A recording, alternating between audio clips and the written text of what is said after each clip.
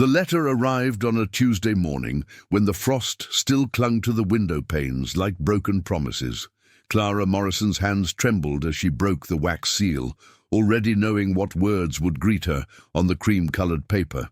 The bank's language was cold and precise. 30 days to settle the debt, or lose everything Thomas had built with his own 2 hands. She pressed the letter against her chest and closed her eyes, feeling the weight of a world that had forgotten how to be gentle with those who grieved. Before we jump back in, tell us where you're tuning in from, and if this story touches you, make sure you're subscribed, because tomorrow I've saved something extra special for you. The town of Millbrook sat in the valley like a collection of forgotten dreams, where the Susquehanna River carved its lazy path through Pennsylvania coal country. Smokestacks from the textile mills pierced the October sky, their gray breath mixing with the morning mist that rolled down from the Appalachian foothills. It was 1923, and the world was changing faster than most folks could follow. But here in Millbrook, time moved with the deliberate pace of seasons and the steady rhythm of mill whistles marking the hours. Clara Morrison's cottage stood at the end of Maple Street, where the cobblestones gave way to dirt, and the gas lamps grew fewer and farther between. The house had been white once, Thomas used to say, back when his grandfather built it with lumber from the surrounding forests. Now it wore the grey patina of industrial dust and too many winters without fresh paint. A picket fence, missing every third slat, enclosed a garden where chrysanthemums bloomed in defiant yellows and russets, the only splash of colour in a world that seemed determined to drain itself of joy. The morning sun filtered through the lace curtains Clara had sewn during the early days of her marriage, when hope had been as abundant as the fabric scraps in her sewing basket. She sat at the kitchen table, the bank's letter spread before her like an accusation, her fingers wrapped around a chipped porcelain cup that had been her mother's. The coffee had grown cold an hour ago, but she couldn't bring herself to move. Around her, the house creaked with the familiar sounds of settling wood and memories too heavy for the rafters to bear. In the parlour, dust motes danced in the slanted light, settling on the photographs that lined the mantelpiece. Thomas smiled from behind glass in his wedding suit, his arm around a younger Clara, whose eyes held stars instead of shadows. There were pictures of the children too.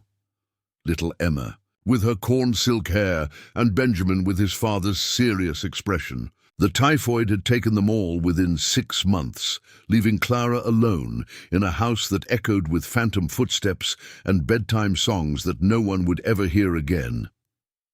The kitchen bore witness to her struggle. Mason jars lined the shelves, but most stood empty now, their contents long since consumed during the lean months that followed Thomas's passing. A pot of turnip soup simmered on the stove, thin and watery, stretched to last 3 days. The pantry held a heel of stale bread, a small sack of flour with maybe 2 loaves left in it, and a tin of lard that felt disturbingly light when she lifted it. The icebox contained nothing but a small piece of cheese wrapped in brown paper, and a pitcher of water that had been boiled and cooled 3 times to make it last. Clara's hands told their own story. Once soft and white, adorned with the simple gold band Thomas had saved 6 months to buy, they now bore the rough evidence of taking in washing for the mill workers' wives. Her fingertips were permanently stained from the lye soap she made in the backyard kettle, and a small scar ran across her left palm where she'd caught herself on the washboard during a particularly difficult week when she'd been too weak from hunger to be careful. The black dress she wore had been her mourning clothes, but now it was simply her dress, the only one decent enough for leaving the house. She'd let out the seams twice as her body had thinned, and taken up the hem to hide the places where the fabric had worn through. A cameo brooch at her throat, another inheritance from her mother, was the only jewelry she hadn't sold. She touched It now, feeling the familiar ridges of the carved profile, and wondered how many more days it would take before she'd have to part with that too.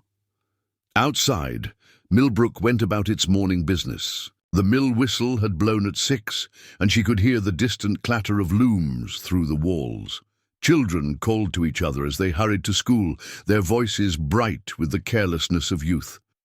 Mrs. Henderson next door was hanging laundry, the wet sheets snapping in the autumn breeze. Life continued its relentless march forward, indifferent to individual sorrow. The bank letter lay between her hands like a bridge she couldn't cross. 30 days. The words blurred as tears she'd thought were finally exhausted found their way. To her eyes, Thomas had been so proud of this house, had worked double shifts at the mill to pay off the mortgage early. "A man provides for his family," he'd said, stroking her hair as they sat on the front porch during those golden evenings when the future had seemed as solid as the foundation beneath their feet. A man leaves something behind that matters. But the influenza that swept through the mill district had been indifferent to a man's intentions. It had taken Thomas on a Thursday morning in March, his calloused hand growing cold in hers as the sun rose over Millbrook like any other day. The medical bills had consumed their modest savings. The funeral costs had taken what little remained. And now the bank, patient as a spider, had decided that 6 months of missed payments was quite enough charity for one poor widow. Clara pushed back from the table and moved to the window that overlooked the garden. Thomas had planted those chrysanthemums the autumn before he died, promising they'd come back every year to remind her that beauty persisted even in the dying season. She tended them through her grief, watering them with tears more often than rain, and now they bloomed as if nothing had changed, as if the world hadn't tilted off its axis and spilled everything precious onto the ground. A knock at the front. Doffer interrupted her reverie. Clara smoothed her dress and tucked a strand of auburn hair behind her ear. She'd been beautiful once, in the way that turned heads at church socials and made young men stammer over their words. Now, at 28, her face bore the carved lines of loss, premature silver threading through hair that had once caught the light like copper wire. But her eyes, green as bottle glass, still held depths that spoke of strength not yet fully tested. The woman on her doorstep was Mrs. Abernathy from the church auxiliary, her plump face arranged in the expression of charitable concern that Clara had learned to recognize and dread. She carried a covered basket and wore the kind of coat that suggested she'd never wondered where her next meal would come from. "Clara, dear, I brought you some biscuits and a jar of preserves," Mrs. Abernathy said, her voice pitched in the particular, tone reserved for speaking to invalids and the recently bereaved. "Pastor Williams asked me to check on you. You haven't been to services in 2 weeks." Clara accepted the basket with as much grace as she could manage. "That's very kind of you, Mrs. Abernathy. I've been under the weather." "Of course, dear, grief takes us all differently." Mrs. Abernathy's eyes swept over Clara's thin frame and faded dress with the quick assessment of someone cataloguing another's misfortunes. "Have you given any thought to Pastor Williams's suggestion about the position with the Whitmore family?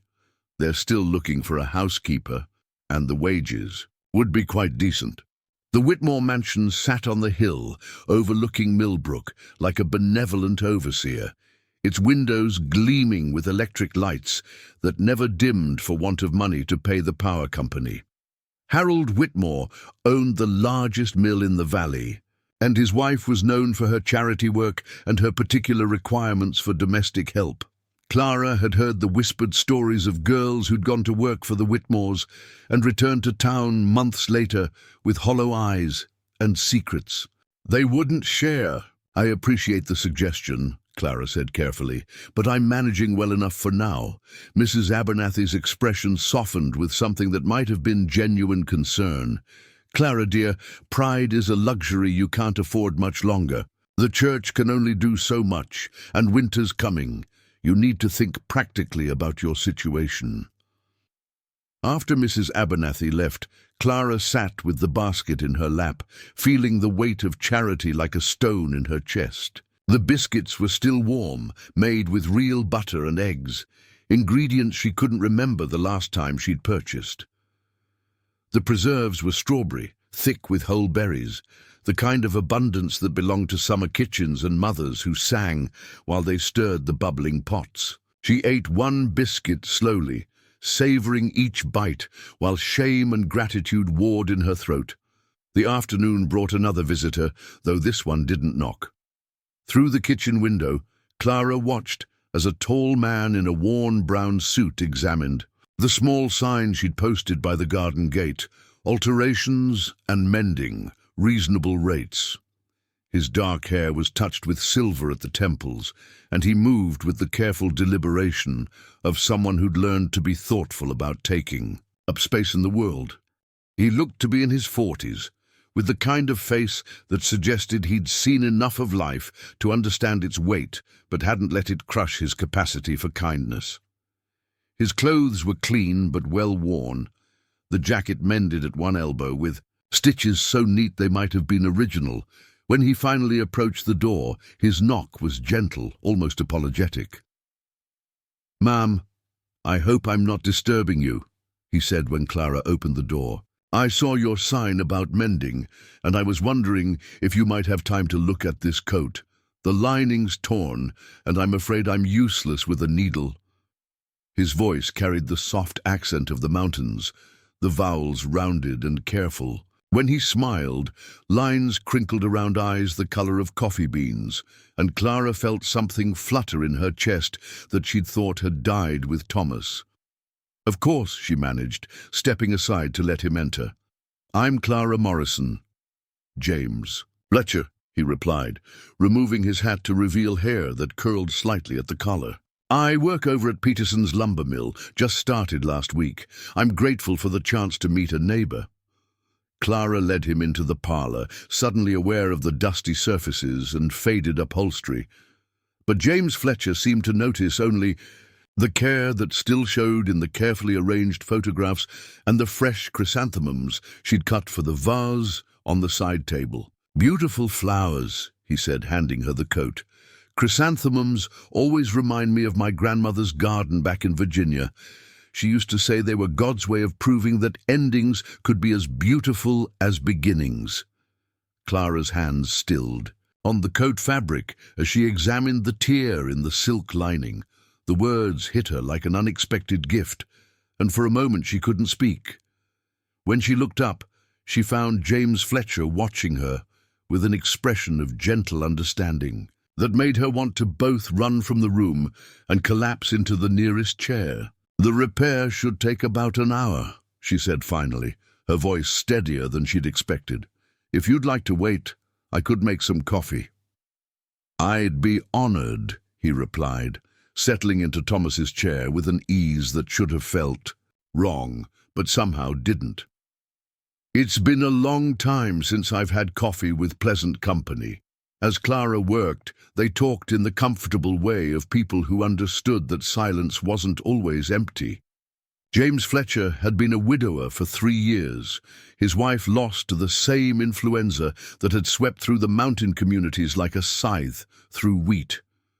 He'd come to Millbrook looking for a fresh start, carrying nothing but a battered suitcase and the kind of hope that belonged to men who'd learned to find light in small places. "I have a room at Mrs. Keene's boarding house," he said, watching Clara's needle flash in and out of the silk. "She's a good woman, but she believes conversation should be as constant as breathing. Sometimes a man needs the quiet to hear his own thoughts."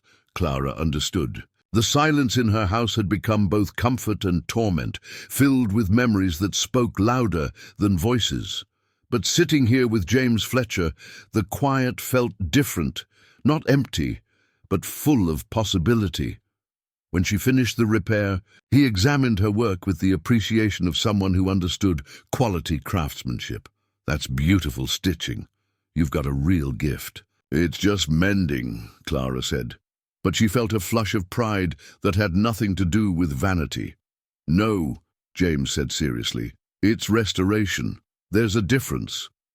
He paid her 50 cents, twice what she'd planned to charge, and when she tried to protest, he smiled and said, "Good work deserves fair payment. That's not charity, it's respect." After he left, Clara stood in her parlor feeling something she hadn't experienced in months. The sensation of being seen not as an object, of pity, but as a person of worth.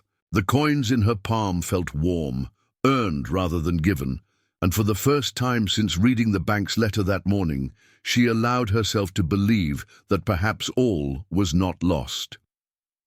Evening came early, painting the cottage in shades of amber and gold.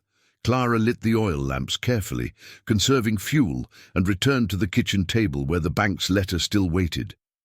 30 days had become 29, but somehow the mathematics of despair felt less absolute than they had that morning. She folded the letter and tucked it into the drawer where she kept her few remaining treasures: Thomas's wedding ring, a lock of Emma's hair, Benjamin's first tooth.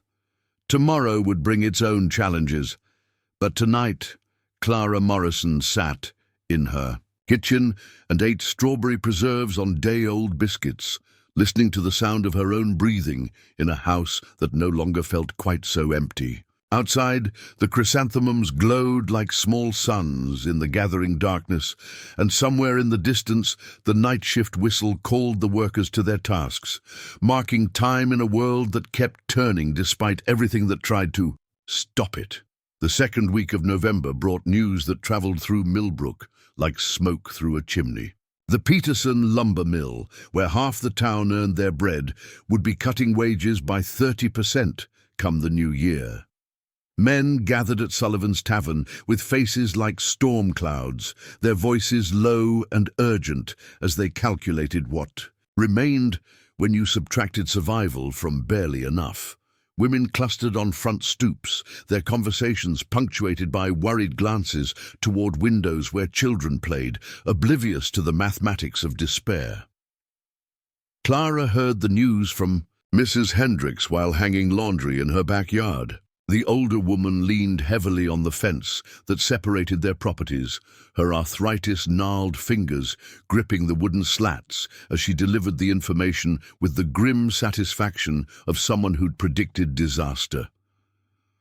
Preparing and narrating this story took us a lot of time, so if you are enjoying it, subscribe to our channel. It means a lot to us.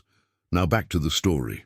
"Mark my words, Clara," Mrs. Hendricks said, her voice carrying the weight of 73 years of watching dreams collapse. "This is just the beginning. When the millmen can't pay their rent, the landlords will squeeze tighter. When they can't buy new clothes, seamstresses and launderers will feel the pinch. It all rolls downhill like rocks in a landslide." That evening, Clara sat with her account book spread before her on the kitchen table, adding and subtracting numbers that refused to balance no matter how many times she rearranged them. The mending work had slowed to a trickle as winter approached, and families tightened their belts. 3 alterations in the past week had brought in enough to buy flour and coal oil, but the bank's letter loomed over everything like a thundercloud heavy with rain. She was adding a column of figures for the 3rd time when another knock came at her door. This time, it was James Fletcher, holding a steaming pot wrapped in a kitchen towel. "I hope you don't mind the intrusion," he said, his breath visible in the cold air. "Mrs. Keene made enough stew to feed Sherman's army, and I thought you might help me with the surplus." Clara looked at the pot, then at James's face, reading the careful diplomacy in his expression. The stew smelled like heaven, rich beef and vegetables in a thick brown gravy that made her mouth water despite her pride. "That's very thoughtful," she said, stepping aside to let him enter, "though I should warn you I've already eaten." The lie came easily, practiced from months of polite deflection. "Good," James said, settling the pot on her stove. "Then you can keep me company while I have a bowl. I find eating alone makes even the finest food taste like sawdust." They sat across from each other at Clara's small table, the pot between them. Like a treaty negotiation, James ladled stew into 2 bowls with the matter-of-fact efficiency of someone who understood hunger without making it shameful. "Tell me about your husband," he said quietly, breaking the bread Mrs. Keene had sent along. "If it's not too painful to speak of." Clara hesitated, then found herself talking about Thomas in a way she hadn't since his death. Not the sanitized version she offered to well-meaning church ladies, but the real man. How he'd sung off-key while shaving, how he'd left his boots by the door in a way that always made her smile, how he'd held her during the terrible night when Emma's fever broke and they knew their daughter would live, at least for a while longer. "He sounds like a good man," James said when she finished. "He was," Clara replied, realizing she'd eaten half the bowl without thinking about it. "He deserved better than what happened to him." "Maybe," James said, considering this. "Or maybe he got exactly what he needed. A woman who loved him enough to grieve properly when he was gone. Not everyone gets that kind of love, Clara. Some folks live their whole lives and never know what it means to be truly seen by another person." The words hung in the air between them, carrying weight that Clara couldn't quite name. Outside, wind rattled the windows and sent dead leaves skittering across the yard. The oil lamp flickered, casting dancing shadows on the walls. "What about your wife?" Clara asked. "What was she like?" James was quiet for a long moment, his spoon moving slowly. Through the cooling stew, Margaret was practical. She knew how to make a dollar stretch until it hollered for mercy, and she could grow vegetables in soil that wouldn't support weeds. She was a good woman, steady and reliable. He paused. "But I think we were more like business partners than lovers. We got along fine, understood each other's expectations, but there wasn't much poetry in it." Clara found herself studying his face in the lamplight, noting the honesty there, the lack of guilt or defensiveness that might have accompanied such an admission from another man. "Do you think that's wrong?" she asked. "To want poetry?" "I think," James said carefully, "that people deserve to know what their hearts are capable of, even if it scares them." Something shifted in the air between them, subtle as the change in light before sunrise. Clara felt her pulse quicken, a flutter of awareness that had nothing to do with gratitude for a shared meal, and everything to do with the way James Fletcher looked at her. Not as a charity case or a fragment of her former self, but as a woman whose story was still being written. The moment was interrupted by heavy footsteps on the front porch, followed by an authoritative knock that made both Clara and James freeze. Through the window, Clara could see the silhouette of a large man in a dark coat, and her heart sank with recognition. "Bank examiner," she whispered, the words tasting like ash in her mouth. Harold Grimsby stood on her doorstep like a black-suited vulture, his pale eyes cataloguing the peeling paint and sagging roof with the cold precision of a man who reduced human suffering to columns of figures. Behind him lurked his assistant, a thin, nervous creature who clutched a leather portfolio and avoided eye contact. "Mrs. Morrison," Grimsby said, removing his bowler hat with mock courtesy, "I trust you received our correspondence regarding the property situation." "Yes," Clara said, her voice barely above a whisper. "I have until December 1st. "Actually," Grimsby said, consulting a gold pocket watch, "there's been a development. The bank has received an offer on this property from a private investor. Quite generous, really, more than the outstanding mortgage balance. Under the circumstances, we feel it would be prudent to expedite the transfer." Clara felt the world tilt beneath her feet. "What does that mean?" "It means, Mrs. Morrison, that we're prepared to forgive the remaining debt and provide you with a settlement of $50 if you can vacate the premises by this coming Friday. That gives you 4 days to make arrangements." The numbers hit Clara like physical blows. 4 days, $50, the end of everything Thomas had worked to build, reduced to a landlord's calculation of convenience and profit. "And if I refuse?" she managed to ask. Grimsby's smile was as warm as the January wind. Then we proceed with foreclosure as scheduled, and you leave with nothing. The choice is yours, of course, but I'd strongly advise you to consider the practical realities of your situation.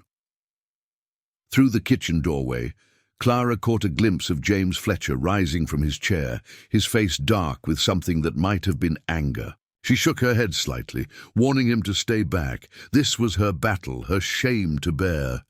"I need time to think," she said. "Of course," Grimsby replied, already turning away. "Until Friday, then. Good evening, Mrs. Morrison." After they left, Clara stood in her doorway, watching their buggy disappear into the darkness. The November wind cut through her thin dress, but she couldn't seem to move. Behind her, she heard James's footsteps on the kitchen floor, but she couldn't face him, couldn't bear to see pity in those coffee-brown eyes. "Clara," he said softly, "you should go," she whispered without turning around. "This isn't your problem." "Maybe not," James said. "But watching good people get crushed by circumstances beyond their control, that troubles me plenty." Clara finally closed the door and leaned against it, feeling the tears she'd been holding back since Grimsby's visit threatened to spill over. When she turned around, James was standing in the middle of her parlor, his hat in his hands, his expression serious. "How much do you owe?" he asked. "More than $50, Clara said bitterly. "More than I'll ever have." "That's not what I asked." Clara looked at him for a long moment, seeing something in his face that made her want to trust him, despite every lesson experience had taught her about the danger of depending on others. $137, she said. "Plus interest and fees. The total is $162 and change." James nodded slowly, as if he'd been making calculations in his head. "And if you had that money, could you keep the house?" "In theory," Clara said. "But James, that might as well be $1,000. I don't have it, and I never will." "What if you did, though? Is this where you want to stay?" The question caught Clara off guard. She looked around the parlor, seeing it not as a shrine to loss, but as a place where she'd known happiness, where Thomas had carried her over the threshold as a bride, where their children had taken their first steps. Despite everything, it was home, yes, she said simply. "It's all I have left of them." James Fletcher stood quietly for a moment, his eyes moving from the photographs on the mantel to the carefully mended curtains to Clara's face, pale and determined in the lamplight. When he spoke again, his voice carried the weight of a decision. "Maid, Clara Morrison," he said, "I'd like to ask you something, and I want you to hear me out before you answer." Something in his tone made Clara's breath catch. She nodded, not trusting her voice. "I have money saved," James said. 3 years of wages with nowhere to spend them, plus what I got from selling my place in Virginia. It's enough to pay your debt and leave some over for repairs and such." He paused, studying her face. "I'd like to lend it to you. No interest, no deadline. You pay it back when you can, if you can." Clara stared at him, her mind reeling. "James, I can't. That's too much. You barely know me." "I know enough," he said quietly. "I know you're a woman who's been dealt a hard hand but hasn't let it make you hard. I know you mend things with care, that you take charity with grace, even when it burns your pride, that you speak of your husband with love instead of bitterness." He took a step closer. "I know that in 3 weeks of conversation, you've reminded me that there's still goodness in the world worth protecting. Used to work in a mill myself," James said, reading her expression, "back in Virginia, before I saved enough to buy my own place. Nothing wrong with honest work, but there's something soul-killing about spending your days making other men rich, while you count pennies." "Thomas felt the same way," Clara said. "He always planned to start his own carpentry business someday. Had it all figured out. The shop he'd rent, the tools he'd need, even the sign he'd hang out front." She paused, surprised by how easily the memory came without the usual stab of pain. He kept a notebook where he wrote down ideas for furniture designs. I still have it. What kind of designs? Clara found herself describing Thomas's dreams as they walked. The dining tables with hidden compartments, the rocking chairs engineered for perfect balance, the hope chest he'd planned to build for Emma's 16th birthday. James listened, with the attention of someone who understood that a man's dreams said everything about his character, asking questions that showed he appreciated both the craftsmanship and the love behind each imagined piece. Sounds like he had real vision, James said as they turned onto Maple Street. Must have been hard to watch him spend his days cutting lumber for other people's projects instead of building his own.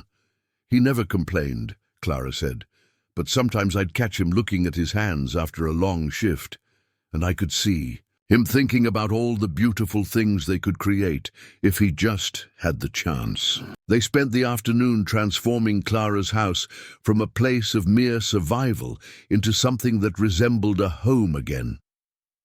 James proved surprisingly handy with repairs, fixing the furnace damper and reinforcing the kitchen window that had been rattling in its frame since the first cold snap. Clara worked beside him, hemming the new curtains and polishing furniture that hadn't seen proper care in months. Working together revealed a natural rhythm between them, the kind of easy cooperation that usually took couples years to develop. James anticipated what Clara needed before she asked, handing her tools or holding fabric taut while she pinned hems. Clara found herself anticipating his movements in return, steadying ladders and organizing supplies with an efficiency that made their tasks feel less like work and more like a dance they'd been practicing for years. "You're good at this," Clara said, watching James carefully adjust the new damper in the furnace. "Did you learn from your father?" "My grandfather, actually," James replied, his voice carrying the warmth that always crept in when he spoke of family.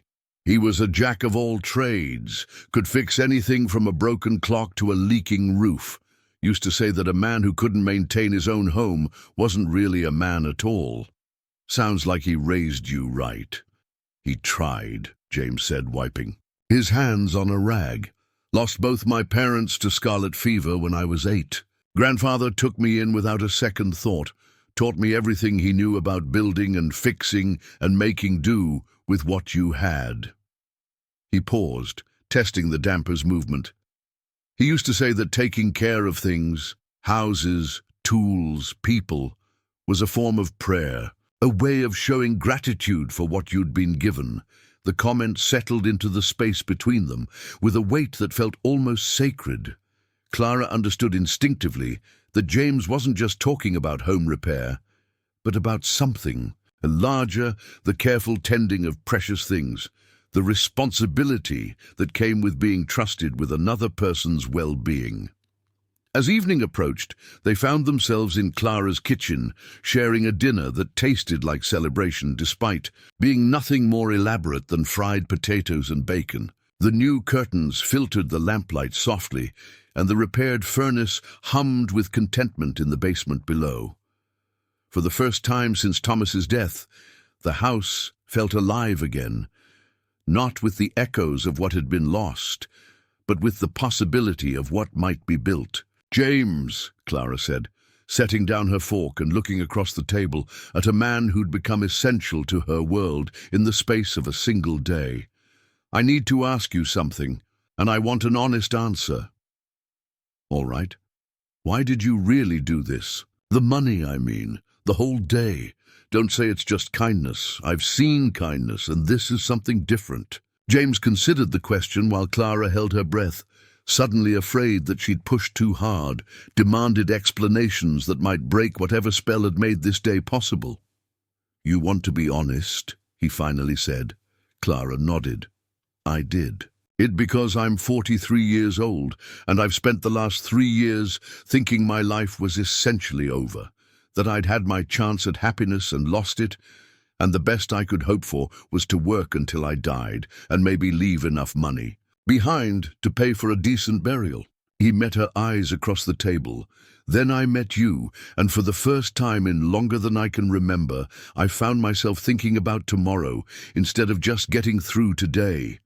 The words hung in the air between them, honest and vulnerable, and terrifying in their implications. Clara felt her heart hammering against her ribs, not with fear, but with the recognition of something she'd thought was buried with Thomas. "James," she said softly. "I know it's complicated," he continued. "I know you're still grieving, still figuring out who you are without him. I'm not asking for anything you can't give, Clara. I wanted to be part of whatever happens next in your life, even if it's just friendship, even if you decide you'd rather rebuild alone." Clara reached across the table and covered his hand with hers, feeling the calluses that spoke of honest work and the steady warmth that had become her anchor in an uncertain world. "I don't want to rebuild alone," she said, the words coming out in a rush before courage could abandon her. "I don't know what this is between us or where it might lead, but I know I don't want to face whatever comes next by myself." James turned, his hand palm up, threading his fingers through hers with a gentleness that made her throat tight with emotion. "Then we'll figure it out together," he said simply. Later, as they sat on Clara's front porch, watching the stars emerge over Millbrook, wrapped in blankets against the November cold, Clara felt something shift inside her chest, not the sharp crack of breaking, but the subtle stretch of healing. The house behind them glowed with warm light from windows that no longer rattled, heated by a furnace that no longer leaked precious warmth into the winter air. "Tell me about your dreams," James said quietly, his shoulder warm against hers. "Not Thomas's dreams, not what you think you should want. What do you dream about when no one else is listening?" Clara was quiet for a long moment, surprised by how difficult the question was to answer. For so long, her dreams had been about survival, about making it through another day without losing what little remained of her old life. The idea of wanting something more felt almost foreign. "I used to dream about having a garden," she finally said. "Not just vegetables for the table, but flowers, roses climbing up a trellis, peonies blooming in May, morning glories covering a fence until you couldn't see the wood beneath. Thomas always said we'd plant one someday, when we had time and money for things that weren't practical. And now," Clara smiled, feeling lighter than she had in months, "now I dream about spring, about turning that patch of weeds behind the house into something beautiful, about having a place where people want to visit instead of just dropping off charity." She paused. "About not being afraid of tomorrow anymore." James squeezed her hand gently. "Those sound like good dreams to me."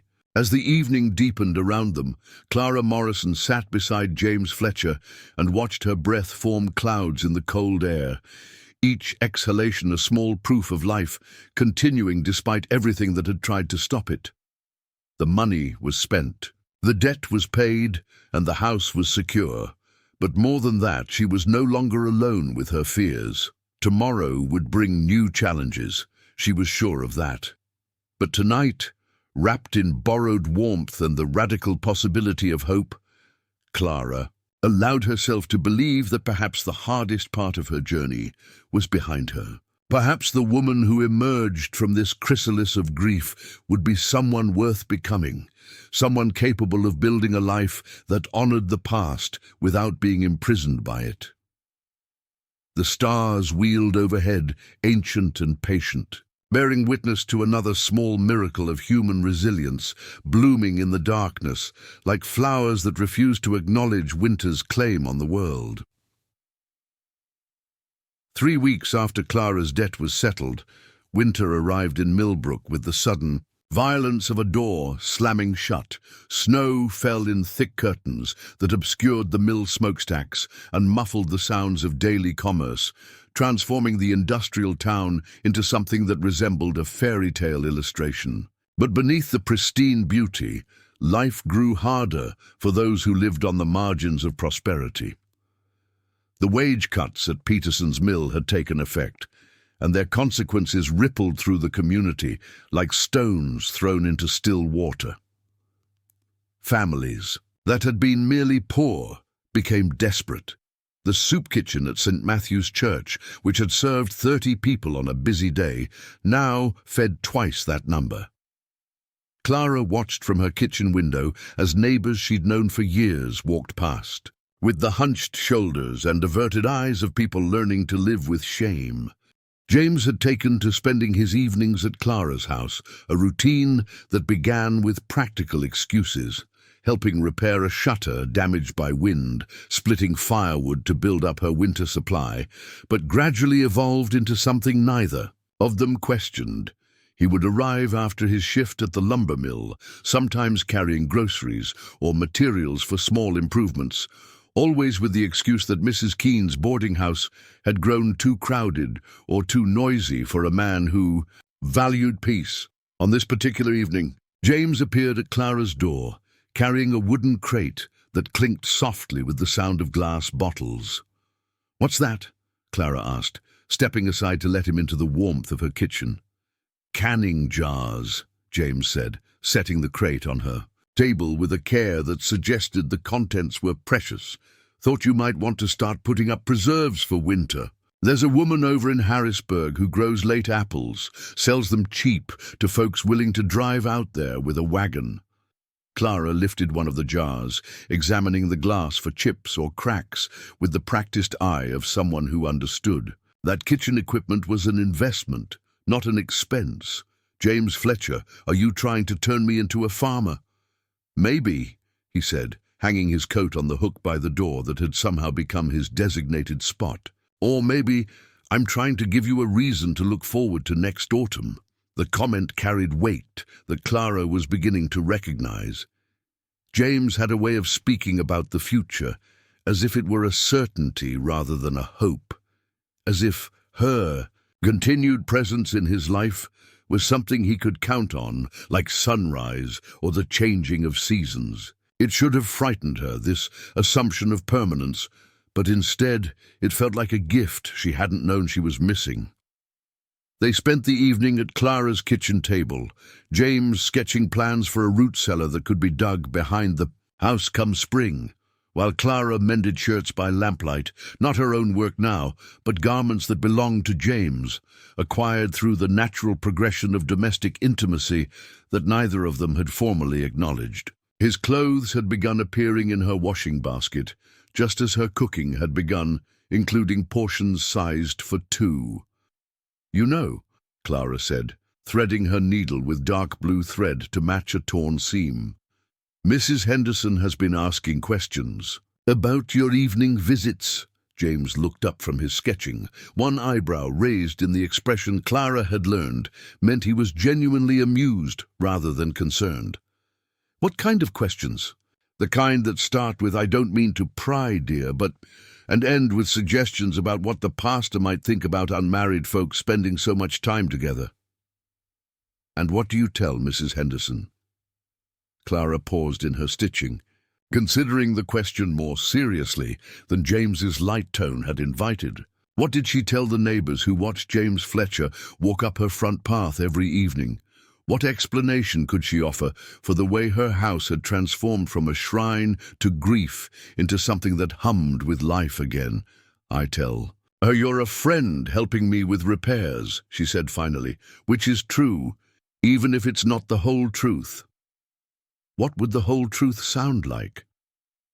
The question hung in the air between them, loaded with implications that Clara wasn't sure she was ready to examine. She set down her mending and looked across the table at James, taking in the way the lamplight caught the silver in his hair, the careful attention he paid to his architectural sketches, the unconscious way he'd begun treating her kitchen as if it belonged to both of them. "I don't know," she admitted. "I've never been in a situation like this before." James set down his pencil and leaned back in his chair, studying Clara's face with the patient attention he brought to everything that mattered to him. "What situation? Is that caring about someone new while still loving someone who's gone?" The words came out in a rush, carrying months of confusion and guilt that Clara hadn't known how to articulate. Feeling grateful to be alive again while feeling guilty about being grateful. Wanting to move forward while being afraid that moving forward means leaving Thomas behind. The admission settled between them like a stone dropped into deep water, creating ripples that touched every corner of their carefully constructed companionship. Clara waited for James to offer reassurance or platitudes, the kind of easy comfort that well-meaning people provided when faced with another person's complicated grief. Instead, he was quiet for a long moment, his fingers tracing the edge of his sketch in a gesture that Clara recognized as his way of thinking through something important. "Can I tell you about Margaret?" he said finally. Clara nodded, surprised by the sudden shift, but recognizing that James was offering something significant, a piece of his own story that might illuminate the shadows they were both navigating. "Margaret and I met at a church social. In Charlottesville," James began, his voice carrying the careful cadence of someone who'd thought about these words before, but never spoken them aloud. "I was 24, working at a furniture factory, living in a boarding house that made Mrs. Keene's place look like a palace. Margaret was the daughter of the family I boarded with. Practical, sensible, the kind of woman who could stretch $1 until it begged for mercy." He paused, looking out Clara's window into the snow-covered darkness as if the past were visible there in the swirling flakes. "We courted for 6 months, married the following spring, and settled into the kind of life that looked successful from the outside. We bought a small farm, raised chickens and vegetables, attended church every Sunday. Margaret kept an immaculate house, cooked meals that were nourishing if not particularly inspired, managed our finances with the precision of a bank examiner. Clara waited, sensing that the real story was still coming, but we never—" James struggled for the right words. "We shared a life, but we never shared ourselves. Margaret would tell me about her day in the same tone she used to recite grocery lists. I would describe problems at work like I was filing reports with a supervisor. We were efficient roommates who happened to be married." "Did you love her?" Clara asked quietly.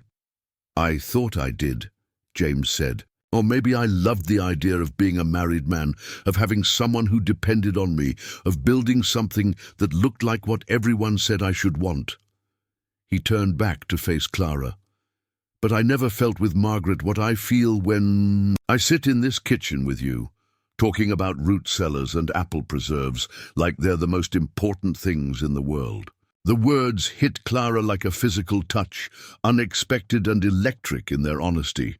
She felt her breath catch, her heart accelerating in a way that had nothing to do with fear and everything to do with recognition.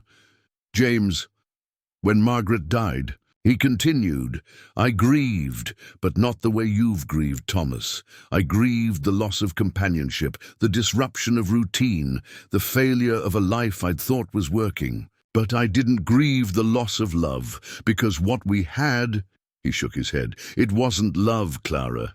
It was convenient to dress up in wedding clothes." Clara stared at him, processing the implications of what he'd revealed. "Why are you telling me this? Because I need you to understand that what you felt for Thomas, what you still feel for him, that's real love. The kind that changes who you are, that makes you bigger and better than you were before. The kind that deserves to be honored, even when it's over." James leaned forward, his eyes intense. "And because I need you to know that what's happening between us doesn't diminish that love. It doesn't replace it or compete with it. It's something entirely different." Clara felt tears gathering at the corners of her eyes. Not from sadness, but from the relief of being understood by someone who didn't try to minimize her complexity or rush her through her contradictions. "I've been so afraid," she whispered, "afraid that caring about you meant I was betraying Thomas's memory. Afraid that if I let myself be happy again, I'd somehow be saying that losing him didn't matter. And now?" Clara wiped her eyes with the back of her hand, surprised to find herself smiling through the tears. "Now I think maybe Thomas would want me to be happy. He used to say that love multiplied rather than divided, that caring about one person didn't mean you had less care to give to others." James reached across the table and took her hand, his thumb tracing gentle circles across her knuckles. "He sounds like a wise man." He was. Clara squeezed James's fingers, marveling at how right it felt to hold someone else's hand again. "But so are you, James Fletcher, wise enough to understand that a woman's heart can hold more than one love without being diminished by it." They sat in comfortable silence for a moment, the weight of revelation settling around them like snow accumulating on the windowsill. Outside, the wind picked up, rattling the new window panes that James had installed the week before. But inside Clara's kitchen, warmth and light created a sanctuary from the storm. "There's something else," James said eventually, his voice carrying a hesitation that Clara hadn't heard before. "Something I haven't told you about why I came to Millbrook."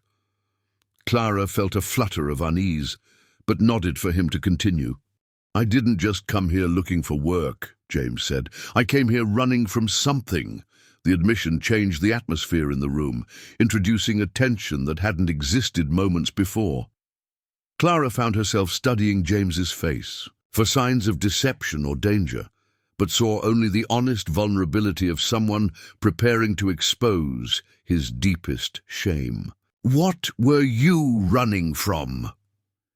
James released her hand and stood up, pacing to the window where he stared out into the snow-filled darkness. "After Margaret died, I sold the farm and moved back to Charlottesville. Got a job at a bigger furniture factory. Found a room near the university. I thought maybe being around young people, around books and ideas, would help me figure out what to do with the rest of my life." He paused, his breath fogging the glass as he spoke. "There was a girl," he continued, "Catherine. She worked at the bookstore near campus, maybe 19 or 20, with red hair and freckles, and the kind of enthusiasm that made everything seem possible. She reminded me of what it felt like to believe in tomorrow." Clara felt her stomach tighten, with an emotion she recognized as jealousy, followed immediately by guilt for feeling jealous about a story she hadn't heard the end of yet. "I started going to the bookstore every day, buying books I didn't need just to talk to her. She was engaged to a young man studying law at the university, planning a spring wedding, but she seemed to enjoy our conversations. I told myself it was innocent friendship, that I was just a lonely widower who appreciated her kindness." James turned away from the window, his face shadowed with a pain that Clara could see had been carried for a long time. "But it wasn't innocent, not on my part. I was falling in love with a girl young enough to be my daughter, convincing myself that the way she smiled when I walked into the store meant something more than professional courtesy. I was becoming someone I didn't recognize, jealous, possessive, desperate in a way that scared me. What happened? Her fiancé came to see me," James said, his voice flat with remembered humiliation. He was polite about it, even kind in his way. "Said Catherine had mentioned our friendship, that she was flattered by my attention, but concerned that I might be misinterpreting her friendliness. He asked me, very gently, to give her some space." Clara winced, imagining the mortification of such a conversation. "That's when I realized what I'd become," James continued. "A middle-aged man making a fool of himself over a girl who saw him as nothing more than a customer who bought too many books. I left Charlottesville the next week, came here to Millbrook because it was far enough away that I'd never have to face the embarrassment of seeing either of them again." The silence that followed felt heavy with significance. Clara understood that James had shared this story not to hurt her, but to expose the worst parts of himself before she could discover them on her own. It was an act of brutal honesty that demanded an equally honest response. "How long ago was this?" she asked. 8 months. I've been in Millbrook for 7 months. trying to convince myself that what I felt for Catherine was just loneliness, that I was capable of better than becoming the kind of man who pursued women who couldn't possibly want him. Clara studied James's face, seeing the shame and self-doubt that his confession had cost him. She thought about the man who'd lent her money without expecting anything in return, who'd spent weeks earning her trust without pushing for more than she was ready to give, who'd just revealed his own romantic failures rather than let her discover them accidentally. "James," she said finally, "do you think what you feel for me is the same as what you felt for Catherine?" "No," he said immediately, then paused to consider the question more carefully. "No, this is entirely different. With Catherine, I was trying to recapture something I'd never actually had. Youth, passion, the feeling of being overwhelmed by love. With you—" He stopped, searching for the right words. "With you, I feel like I'm discovering what love actually means between two people who know themselves, who've been tested by life and come out stronger." Clara rose from her chair and crossed to where James stood by the window. She took his hands in hers, feeling the tremor of vulnerability that ran through his fingers. "I'm glad you told me," she said. "Not because I enjoyed hearing about your pain, but because I needed to know that you trust me enough to show me your mistakes." She smiled up at him. "We've both loved unwisely, James. We've both survived losses that changed us. Maybe that makes us better equipped to love wisely now." James's expression shifted from shame to something approaching wonder. "You're not concerned that I might be making the same mistake with you?" "No," Clara said, with a certainty that surprised her, "because Catherine was a fantasy, a young woman you barely knew, onto whom you projected your longings for a different life. I'm real, James. I'm complicated and damaged, and old enough to know exactly what I'm choosing when I choose to trust someone." James cupped her face in his hands, his thumbs tracing the lines that grief and laughter had carved around her eyes. "Clara Morrison, you are the most remarkable woman I've ever known." "I'm just a widow who takes in mending," she protested, but her smile contradicted the self-deprecation. "You're a woman who's survived the worst thing that can happen to a person and come out the other side with your heart intact," James corrected. "You're a woman who knows the difference between charity and respect, who can accept help without losing her dignity, who makes turnip soup taste like a feast when shared with the right person." Clara felt her breath catch at the intensity in his voice, the absolute conviction that she was worthy of the devotion he was offering.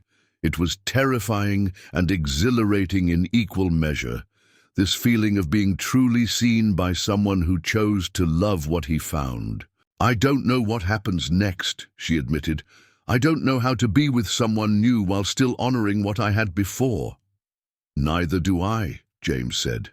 "But I know I want to figure it out with you, if you're willing."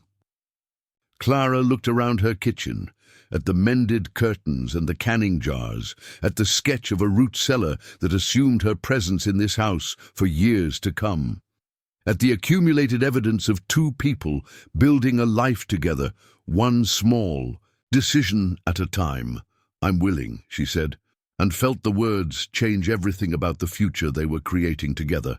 Outside, the snow continued to fall, blanketing Millbrook in pristine white that would be grey with coal dust by morning. But inside Clara Morrison's kitchen, two people who'd thought their chances for happiness were behind them held each other and discovered that love, like the seasons, was capable of returning when least expected, bringing with it the promise of warmth after the longest, coldest winter either of them had known.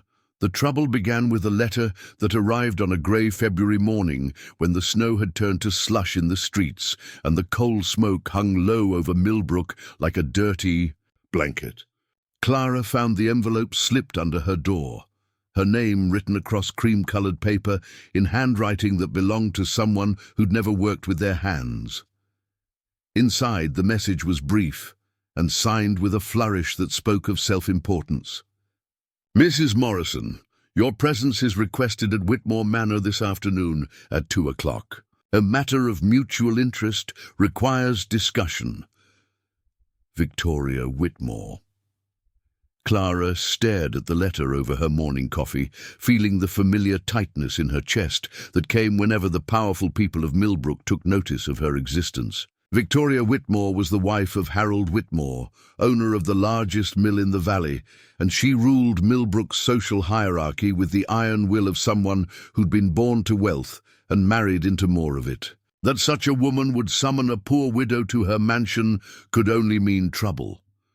James arrived for his usual evening visit to find Clara pacing her kitchen, the letter crumpled in her fist and her face pale with anxiety.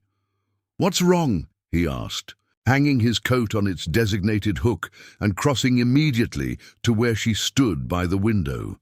Clara handed him the letter without speaking, watching his expression darken as he read Victoria Whitmore's imperious summons. "Did you go?" he asked. "I couldn't," Clara admitted.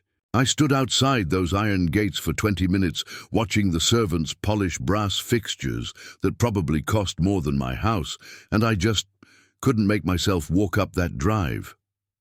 James set the letter on the table and pulled Clara into his arms, feeling the tension in her shoulders like coiled wire. "You don't owe Victoria Whitmore anything.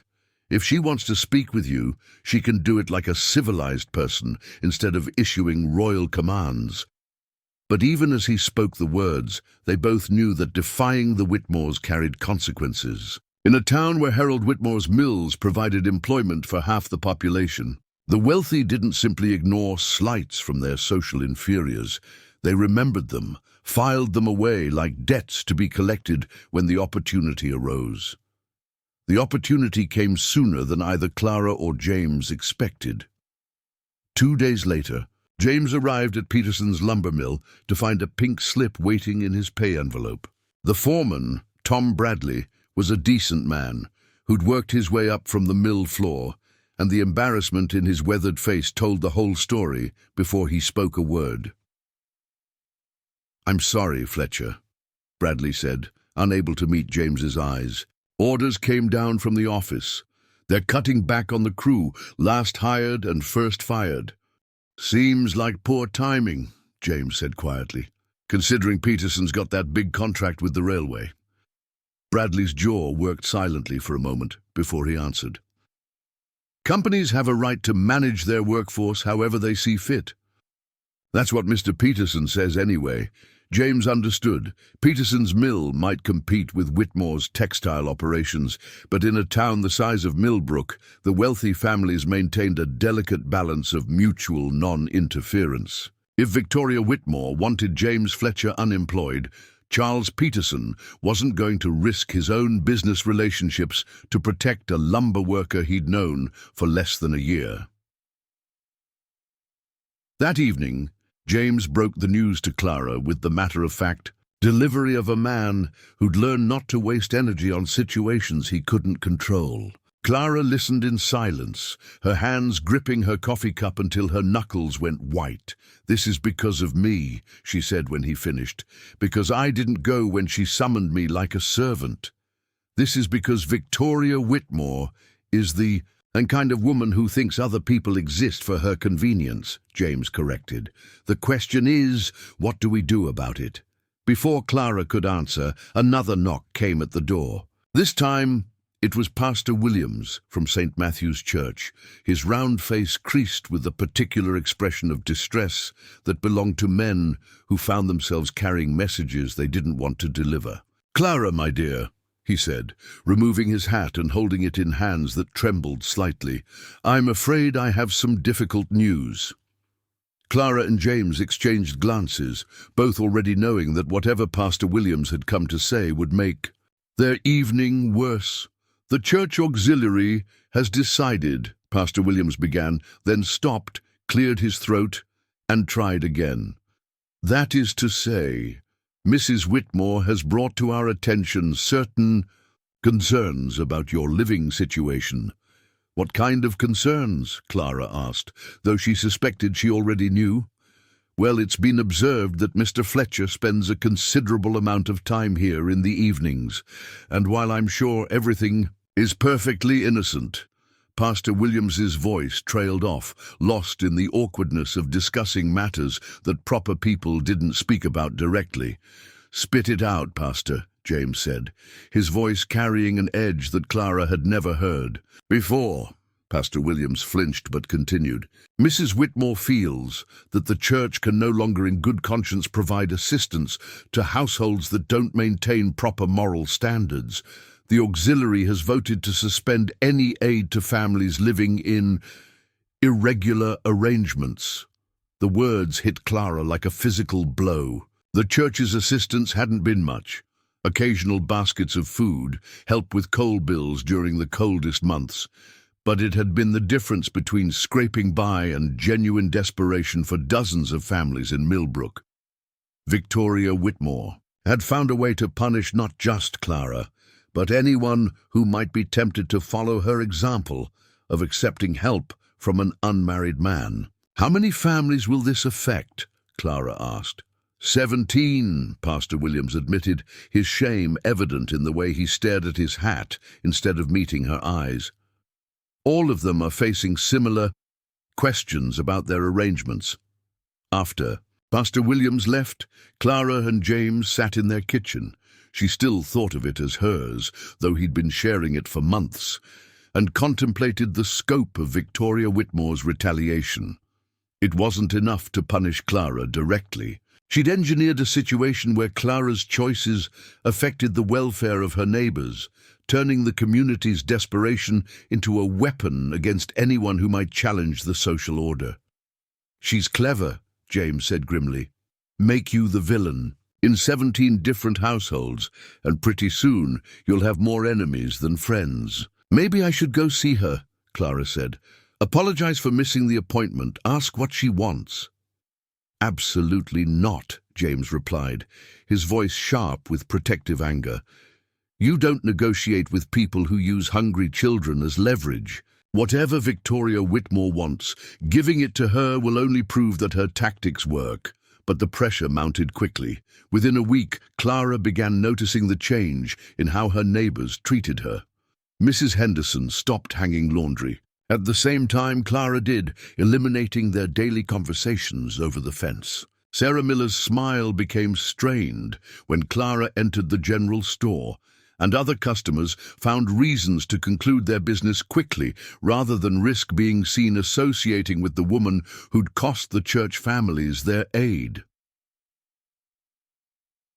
The dues. Breaking point came when Clara encountered Lucy Patterson outside the post office. Lucy was a young mother whose husband had been injured in a mill accident, leaving her to support 3 children on the charity of neighbors and the occasional assistance from St. Matthew's Church. "I hope you're satisfied," Lucy said, her voice loud enough to carry to the half-dozen other people within earshot. "My youngest hasn't had a proper meal in 3 days because you couldn't be bothered to keep your legs closed for a decent widow's mourning period." The accusation hit Clara like a slap, not because it was true, but because she could see in Lucy's eyes the desperation that made such cruelty possible. Lucy Patterson wasn't a malicious woman, but hunger made monsters of saints, and watching her children grow thin while knowing that Clara Morrison's choices had contributed to their suffering was more than any mother could bear with grace. Clara walked home in silence, feeling the weight of every disapproving glance, every whispered comment that followed in her wake. The house that had become her sanctuary now felt like a fortress under siege, and she understood with crystalline clarity that Victoria Whitmore had engineered a perfect trap.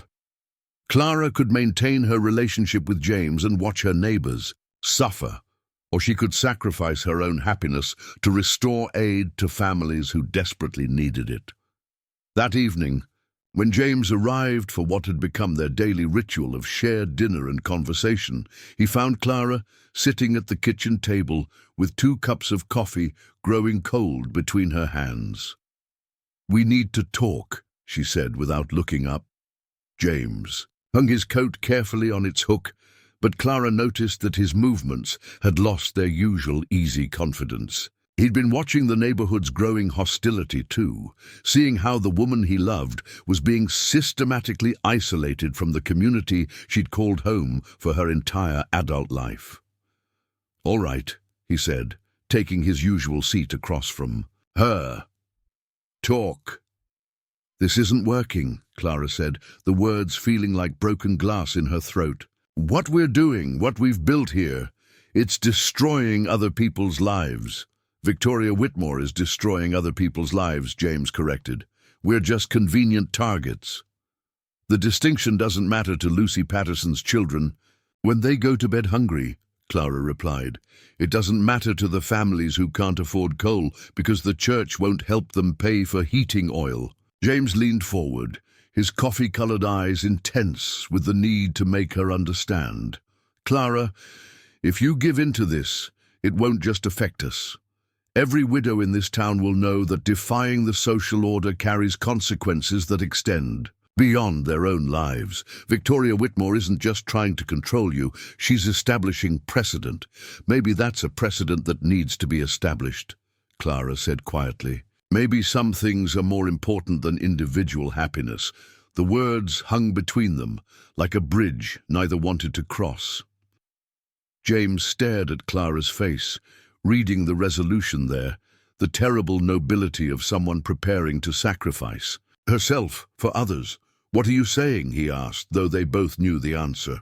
"I'm saying that maybe we should stop pretending this is sustainable," Clara replied. "You've lost your job because of me. 17 families have lost church. And because of me, how many more people have to suffer before we admit that what we want isn't worth what it's costing?" James was quiet for a long moment, his fingers tracing patterns on the wooden table that had witnessed so many of their conversations about the future they'd planned to build together. "And if I said I was willing to marry you tomorrow?" he asked. "Finally, if I said we could go to Pastor Williams tonight and arrange a ceremony for this weekend?" Clara felt her heart clench with longing and regret in equal measure. "Marriage wouldn't solve anything, James. Victoria Whitmore isn't angry because we're living in sin. She's angry because I didn't come when she called like a good little servant. Making our relationship legal won't change the fact that I defied someone who considers defiance a capital offense. So what's your solution?" Clara took a shaky breath, steeling herself for the words that would destroy the best thing that had happened to her since Thomas died.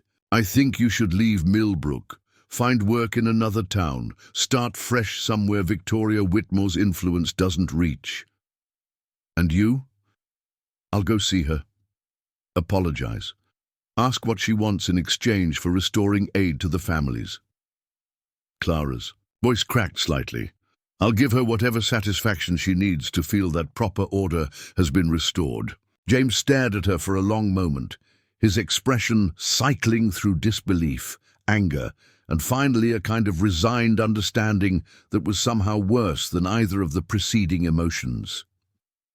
"You're willing to sacrifice everything we've built together for people who just publicly humiliated you in the street?" he asked. "Yes," Clara said simply, "because that's what love looks like sometimes, James. Not the romantic kind that makes you feel alive again, but the kind that puts other people's welfare ahead of your own happiness." James pushed back from the table and walked to the window, staring out into the February darkness where snow was beginning to fall again. Clara watched his shoulders, seeing the tension there, the careful control of a man who was fighting not to say something he'd regret. "You know what I think," he said finally, his voice carefully level. "I think you're scared. I think getting close to someone again terrifies you so much that you're looking for reasons to push me away before I can leave on my own." The accusation stung, because it carried just enough truth to find its mark. Clara had been happy with James, genuinely, completely happy in a way she'd thought was lost forever, and happiness felt dangerous when you'd learned that everything precious could be taken away without warning. "Maybe," she admitted, but that doesn't change the fact that Lucy Patterson's children are going hungry because of choices I made. No, James said, turning back to face her. Lucy Patterson's children are going hungry because Victoria Whitmore decided to use them as weapons against you. Don't let her convince you that her cruelty is somehow your responsibility. They stood in Clara's kitchen, separated by no more than 6 feet of space, but feeling the distance between them growing with every word that passed between them. Outside, the snow fell harder, promising another storm that would leave Millbrook buried under pristine white that would be dirty grey by morning. I can't live with myself knowing that my happiness costs other people their welfare, Clara said.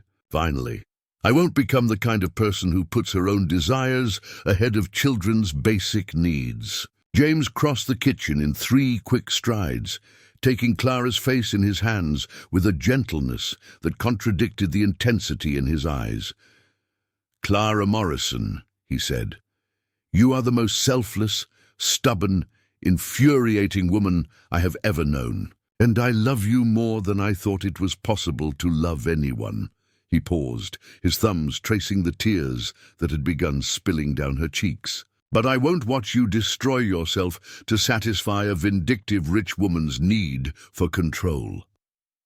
Then what do you suggest? Clara whispered. James kissed her forehead, a benediction that felt like goodbye.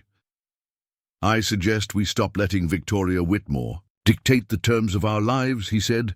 I suggest we find a way to fight back. But even as he spoke the words, they both knew that fighting Victoria Whitmore would require resources and influence that neither of them possessed. The wealthy made the rules in places like Millbrook, and those rules were designed to ensure that people like Clara Morrison and James Fletcher understood their place in the order of things.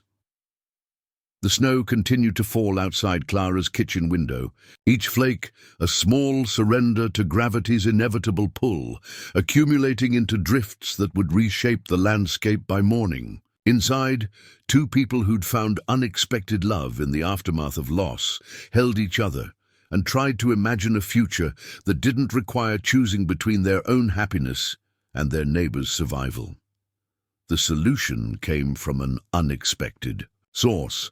Thomas Morrison's notebook, the leather-bound journal where he'd sketched furniture designs during the evenings when dreams seemed as substantial as the wood he shaped during his days at the mill. Clara found it while packing her few remaining treasures, preparing for the capitulation she believed was inevitable. The notebook had been tucked behind Thomas's wedding photograph, forgotten for months beneath the weight of grief that had made even his handwriting too painful to examine. But now, sitting in her kitchen on a grey March morning while James was out looking for work in neighbouring towns, Clara opened the notebook and saw not just her dead husband's dreams, but a blueprint for the kind of fight that Victoria Whitmore would never see coming. Thomas had been more than a dreamer. He'd been a careful observer of how things worked, how money moved through Millbrook's economy, how the powerful maintained their control through networks of obligation and fear. His notebook contained not just furniture designs, but detailed observations about the business practices that kept working families dependent on the mills, the arrangements between shop owners and the Whitmore family that ensured no competition could threaten their dominance. Most importantly, Thomas had documented something that Clara had forgotten in the blur of grief and financial desperation. Harold Whitmore's secret investment in a competing textile operation in Harrisburg, a partnership that violated his exclusive contracts with several major buyers and would constitute fraud if properly exposed. Clara stared at the pages, written in Thomas's careful script, seeing not just information, but ammunition.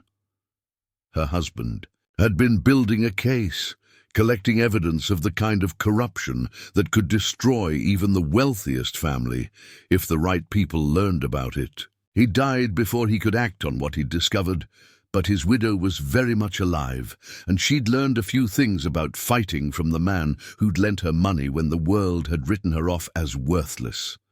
When James returned that evening, frustrated and empty-handed from another day of finding doors closed against him, he discovered Clara transformed. Gone was the defeated woman who'd been preparing to sacrifice their future for the appearance of moral righteousness. In her place sat someone who reminded him of the woman who'd stitched his coat with such precision, competent, focused, dangerous. In her quiet efficiency, "We're not giving up," Clara announced before James had finished hanging his coat. "We're going to war." James looked at the papers spread across Clara's kitchen table, photocopied documents, lists of names and dates, correspondence in handwriting he didn't recognize, and felt something shift in his chest. This wasn't Clara Morrison, who'd been ready to surrender to Victoria Whitmore's manipulation. This was someone who'd found her teeth. "What is all this?" he asked, settling into his chair and examining the evidence that Clara had been compiling. "Insurance," Clara replied, her voice carrying a satisfaction that James had never heard before. "Thomas was collecting evidence of Harold Whitmore's business practices. Apparently, my late husband was more suspicious of the mill owners than I ever realized." She walked James through the notebook's contents, explaining how Harold Whitmore had been systematically violating exclusive contracts, using his Millbrook mills to fulfill orders that legally belonged to other manufacturers, pocketing profits that should have been shared with his business partners in Philadelphia and New York. "The amounts involved are substantial," Clara said, pointing to Thomas's careful calculations. "Enough to constitute serious fraud, the kind that results in federal investigations and prison sentences." James studied the documents with growing amazement, not just at Thomas Morrison's thoroughness, but at the transformation in Clara's demeanor. The woman who'd been ready to sacrifice everything for the sake of community harmony had discovered that she possessed weapons capable of destroying her enemies. "Well, what do you want to do with this?" he asked. "I want to pay a visit to Victoria Whitmore," Clara said. "Tomorrow afternoon. Just me." James's protective instincts flared immediately. "Clara, that's not safe. If she realizes what you know, she'll realize that she's not the only one in Millbrook who understands how to use leverage," Clara interrupted. "Victoria Whitmore thinks she's fighting a poor widow who has nothing left to lose. She has no idea she's actually fighting the woman who inherited Thomas Morrison's sense of justice." The next afternoon, Clara Morrison walked up the curved drive to Whitmore Manor wearing her best dress, the blue wool she'd been married in, altered to fit her thinner frame, but still carrying the dignity of happier times. In her handbag, alongside Thomas's notebook, she carried copies of the most damaging documents, prepared by James the previous evening with the meticulous care of a man who understood that details could mean the difference between victory and catastrophe. Whitmore Manor squatted on its hilltop like a monument to acquired power, its Gothic revival architecture designed to intimidate visitors with its aggressive display of wealth. The servant who answered the door looked Clara up and down with the practiced dismissal of someone trained to evaluate visitors by their clothing and carriages. "Mrs. Whitmore is not receiving unexpected callers," the maid announced, already beginning. "To close the door, please inform Mrs. Whitmore that Clara Morrison is here to discuss her husband's business arrangements with the Keystone Textile Corporation," Clara said, her voice carrying the kind of authority that made the servant pause. "I believe she'll find the conversation mutually beneficial." 5 minutes later, Clara found herself in Victoria Whitmore's private salon, a room decorated with the aggressive good taste of someone who'd read about elegance in magazines, but had never quite understood its essence. Victoria herself sat behind an ornate writing desk, like a general receiving surrender terms, her silver hair perfectly arranged, her silk dress the color of old money. "Mrs. Morrison," Victoria said, her voice carrying the particular coldness, reserved for social inferiors who'd forgotten their place. "How unexpected. I trust you've reconsidered your earlier rudeness regarding my invitation."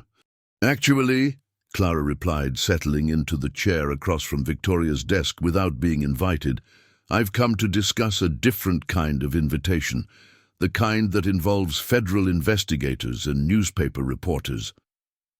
Victoria's expression didn't change, but Clara caught the slight tightening around her eyes that suggested the older woman was rapidly reassessing the nature of their conversation. I'm afraid I don't understand your meaning. Clara opened her handbag and placed Thomas's notebook on the polished surface of Victoria's desk, followed by the carefully prepared copies of Harold Whitmore's correspondence with Keystone Textile.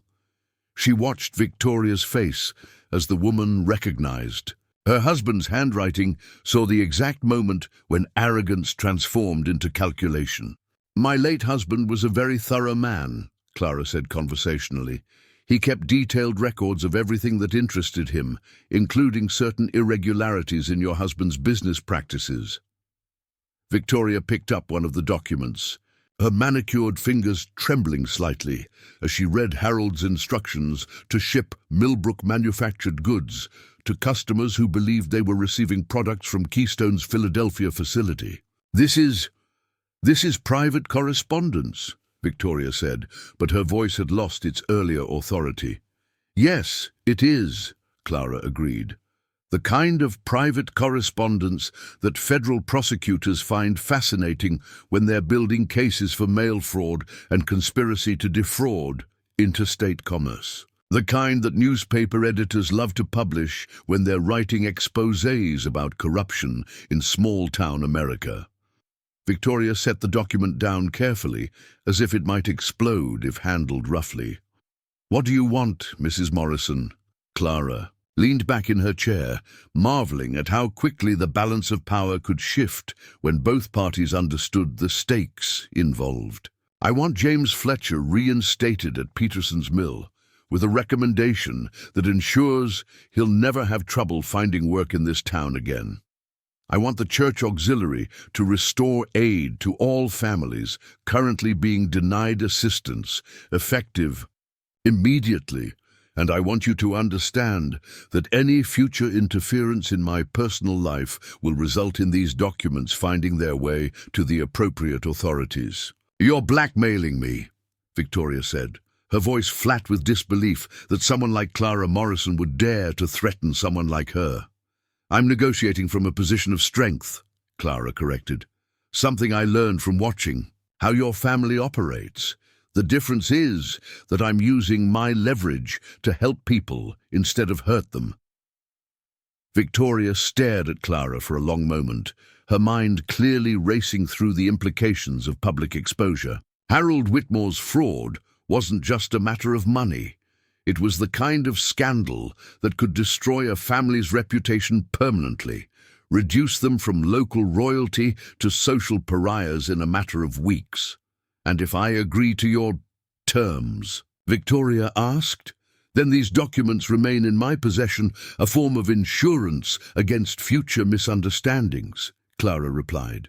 Your husband's business continues as usual, your family's reputation remains intact, and everyone in Millbrook benefits from the kind of Christian charity that I'm sure has always been important to you.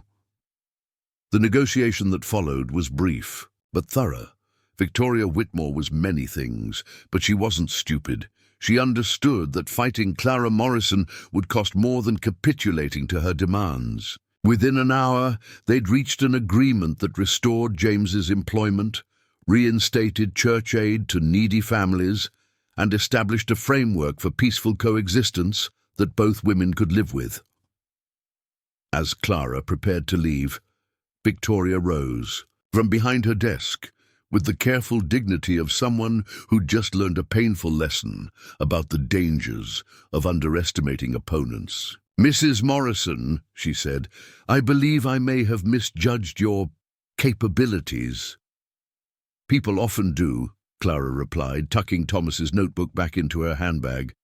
It's one of the advantages of being a poor widow. Everyone assumes you're harmless until you prove otherwise. That evening, Clara returned home to find James pacing her kitchen with the restless energy of someone who'd been fighting anxiety for hours.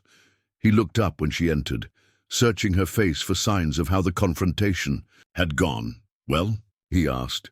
Clara set her handbag on the table and smiled, not the polite expression she'd worn through months of charity and condescension, but the triumphant grin of someone who'd just discovered her own power. "James Fletcher," she announced. "You start back at Peterson's Mill on Monday morning. Tom Bradley sends his apologies for the confusion and wants to discuss a promotion to shift supervisor." James stared at her for a moment, then crossed the kitchen in 2 strides and lifted her off her feet, spinning her around the small room while she laughed with pure joy. When he set her down, they were both breathless, giddy with the realization that they'd won a battle they'd thought was unwinnable. "How?" James asked. "What did you say to her?" "I reminded her that Thomas Morrison raised a wife who learned to pay attention," Clara replied, "and that some battles are worth fighting even when you think you don't have any weapons." Over dinner, Clara explained the details of her negotiation with Victoria Whitmore, watching James's expression shift from amazement to admiration to something that looked suspiciously like pride. "You realize what you've done," he said when she finished the story. "You've just proven that Victoria Whitmore isn't as untouchable as she thinks she is. Word of this will spread, and every family in Millbrook will know that someone finally stood up to her and won." "Good," Clara said firmly. "Maybe that will give other people the courage to stand up for themselves when they need to." Later that evening, as they sat in Clara's parlour, sharing coffee and planning the garden they'd plant come spring, a knock came at the door. Clara opened it to find Pastor Williams on her doorstep, hat in hand, his round face bright with something that looked like relief. "Clara, my dear," he said, "I wanted to personally inform you that the church auxiliary has voted to restore aid to all families in need, effective immediately."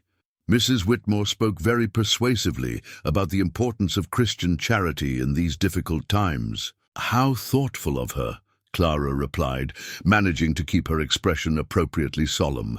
"I'm sure the families will be grateful for the church's continued support." After Pastor Williams left, Clara and James sat in comfortable silence, listening to the sounds of evening settling over Millbrook. The crisis that had threatened to destroy them had not only been resolved, but had revealed strengths that neither of them had known they possessed. "Clara," James said eventually, "there's something I need to ask you." She looked up from her mending, one of his shirts again, the domestic intimacy that had become as natural as breathing, and saw an expression in his eyes that made her pulse quicken. "What do you want to ask?" James set down his coffee cup and reached into his jacket pocket, withdrawing a small velvet box that looked like it had been carried for weeks, waiting for the right moment. "Clara Morrison," he said, dropping to one knee beside her chair with the formal gravity of a man who understood the weight of what he was offering. "I know we've been through hell to get here. I know we've both loved before, lost before, learned that happiness isn't guaranteed and love doesn't always last. But I also know that I want to spend whatever time I have left trying to deserve the kind of woman who would fight Victoria Whitmore to protect her neighbor's children." He opened the box to reveal a simple gold band, elegant in its understated beauty, clearly chosen by someone who understood that the value of a ring lay not in its cost, but in what it represented. "Will you marry me?" he asked. "Not because society demands it, not because it's practical or convenient, but because I love you more than I thought it was possible to love another person. And I want the world to know that Clara Morrison chose to build a life with James Fletcher." Clara looked down at the ring, then at the man offering it, seeing not just the proposal, but everything it represented: partnership, equality, the radical notion that two people who'd been broken by life could choose to heal together. "Yes," she said, the word carrying all the weight of hope reclaimed and the future embraced. "Yes, James Fletcher, I will marry you." As he slipped the ring onto her finger, Clara Morrison understood that she'd found something she hadn't even known she was looking for, not just love, but the kind of love that made her stronger, braver, more herself than she'd ever been alone. Outside, Millbrook settled into another night, but inside Clara's cottage, two people who'd thought their stories were ending discovered that perhaps they were just beginning the most important chapter of their lives. The wedding took place on the first Saturday in June, when the morning air still carried the coolness of spring, but promised the warmth that would define the summer ahead. Clara had insisted on holding the ceremony in her backyard garden, beneath the apple tree that James had helped her plant in March, its young branches already showing the green promise of future harvests. The setting was simple, unpretentious, and absolutely perfect for two people who'd learned that the most meaningful celebrations were often the quietest ones. Clara wore a dress of cream-colored silk sewn by her own hands over the long evenings of late spring. It wasn't a traditional wedding gown. She was, after all, a widow remarrying at 29, not a young bride stepping into matrimony for the first time. But the dress was beautiful in its elegant simplicity, with tiny pearl buttons that caught the sunlight and sleeves that moved like water when she gestured. Around her throat, she wore the cameo brooch that had belonged to her mother, and in her hair she'd pinned a spray of wildflowers that James had picked that morning from the field behind Peterson's mill. James stood beneath the apple tree wearing his best suit, the charcoal wool that had been tailored years ago but had gained new significance as the outfit he'd chosen for the most important day of his life. His hair had been recently cut by Mrs. Murphy, the barber's wife, who also served Millbrook's ladies as an occasional beautician, and his face wore the expression of a man who couldn't quite believe his good fortune, but was determined to deserve. The guest list was small, but meaningful. Tom Bradley represented James's friends from the mill, his weathered face bright with genuine happiness for a man he'd come to respect. Mrs. Keene had closed her boarding house for the afternoon to attend, bringing a 3-layer cake that she'd decorated with sugar roses and refused all payment for. Sarah Miller stood beside her husband, both of them beaming with the particular joy that came from watching neighbors triumph over adversity. Lucy Patterson was there too, her children clean and well-fed thanks to the restoration of church aid, her earlier hostility replaced by the grudging respect of someone who'd learned to recognize strength when she saw it. She'd brought a wedding gift, a hand-knitted blanket in soft blue wool, and an apology that Clara had accepted with the grace of someone who understood that desperation made people cruel, while hope made them generous. Pastor Williams performed the ceremony with the enthusiasm of a man who'd watched this particular love story unfold and knew that he was witnessing something genuinely special. His words were simple but heartfelt, drawn from his understanding of two people who'd found each other not in the easy abundance of youth, but in the harder wisdom of experience. Clara Morrison and James Fletcher, he said, his voice carrying across the small gathering, you come to this marriage not as strangers learning to love, but as partners who've already proven their commitment through trial. You've weathered storms together, fought battles side by side, and chosen each other not just in joy, but in struggle. That foundation makes this union not just a celebration of love, but a testament to the kind of partnership that can weather anything life might bring. When it came time for vows, Clara and James had chosen to speak their own words rather than repeat traditional promises that belonged to different kinds of love stories. Clara spoke first, her voice steady and clear, despite the tears that gathered in her green eyes. James Fletcher, 6 months ago I thought my story was over. I thought happiness was something that belonged to my past, that the best I could hope for was to survive with dignity until my time was done. You didn't just save my house or solve my financial problems. You reminded me that I was still a person capable of growth, of change, of building something new from the foundation of what had been lost. She paused, looking around at the faces of their neighbors, the people who'd watched this transformation unfold in the space between winter and summer. "I promise to be your partner in every sense of the word," she continued. "Not just in the easy times when love feels effortless, but in the difficult moments when partnership requires choice rather than feeling. I promise to trust your judgment, respect your dreams, and never let the fear of loss prevent me from loving you completely. And I promise to remember that the greatest gift we can give each other is the freedom to become the people we're meant to be." James's vows were delivered in the steady voice of a man who'd thought carefully about what he wanted to promise, who understood that words spoken in front of witnesses carried the weight of sacred commitment. "Clara Morrison," he began, "you taught me the difference between settling for companionship and fighting for love. You showed me that strength isn't about protecting yourself from vulnerability, but about choosing to be vulnerable with the right person. You proved that the most beautiful things in life often come disguised as problems that need solving." He reached for her hands, holding them gently as he spoke. "I promise to see you clearly, not as a reflection of my needs or desires, but as the remarkable woman you are in your own right. I promise to support your independence even as I cherish our interdependence. I promise to remember that love isn't something we fall into accidentally, but something we build deliberately, day by day, choice by choice.